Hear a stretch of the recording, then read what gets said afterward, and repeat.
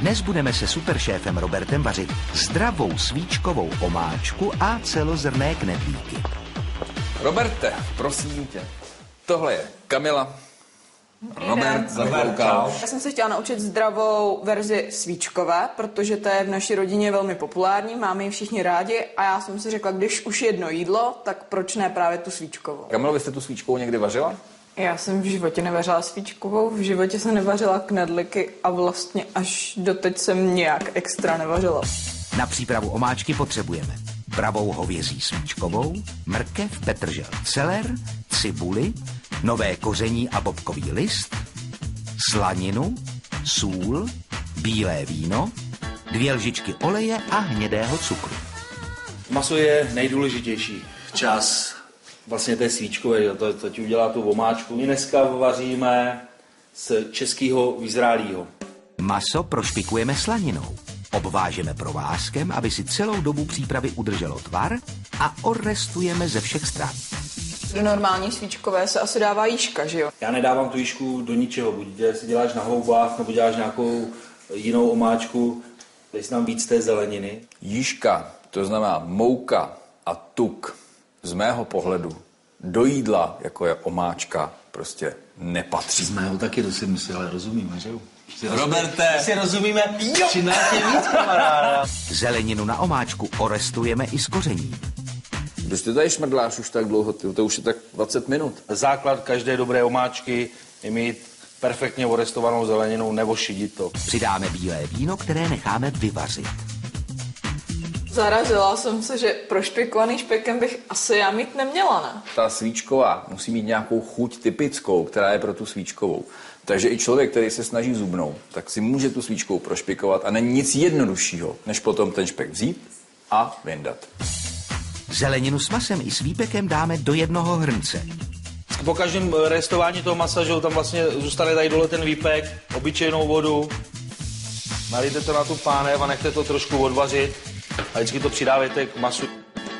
Přes noc necháme hrnec v lednici. Druhý den pečeme 2 hodiny při 80 stupních. Táhneme to maso. Zeleninu rozmixujeme. Teď to přepasírujeme, normálně musí být takový tenký síto, musí být malý dírečky. Jako jsme dneska u mého kamaráda, který má pasivní dům, ale nemá pořádný síto, to jako bohužel tak chodí. Jo. Já si myslím, že to je úplně jedno. Jo. Do klasické svíčkové se dává smetana, my tam dneska budeme dávat jogurt, bude taková odlehčenější ta svíčková. Jo. Na výrobu celozrnných knedlíků potřebujeme 6 celozrnných rohlíků, petržel, 2 vajíčka, muškátový oříšek, půl decilitru plnotučného mléka, sůl a 12 gramů rezistentního škrobu. Proč? Nám jde v podstatě o to, abychom měli tu přílohu vždycky s nějakým podílem vlákniny. Tak my si tam pomůžeme něčím, co se jmenuje rezistentní škrob high maize a vlastně ten obsah vlákniny naprosto přirozenou formou zvýší. A chuťově to tomu vůbec nic neudělá. Já začnu dělat ten sníh.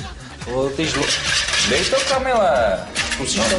Ty říkala, že nikdy nevařila. Prostě takhle pořád, když se stává. Ono se ti to bude v životě hodit. Přidejte. Rychlejc.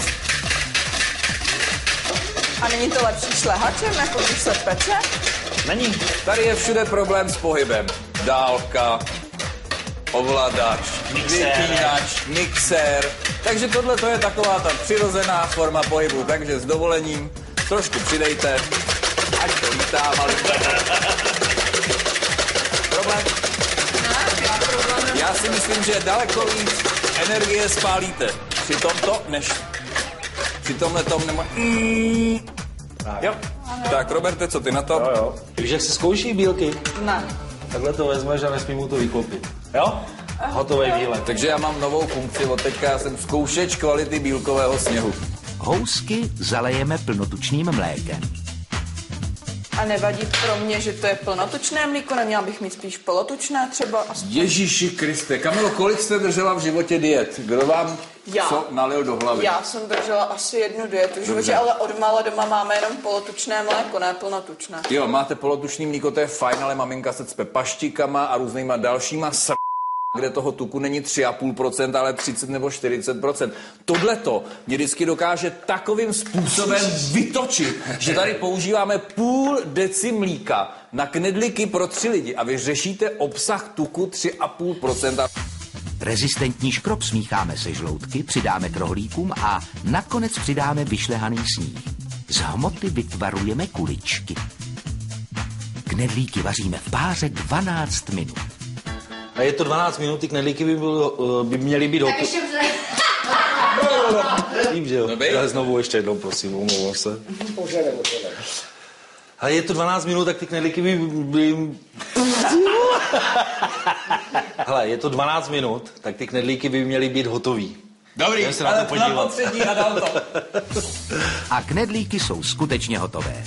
Můžeme chystat na stůl hovězí svíčkovou s celozrnným knedlíkem à la Petr a Robert. Tak, kluci, chvilka napětí. Jestli pak bude Kamile chutnat...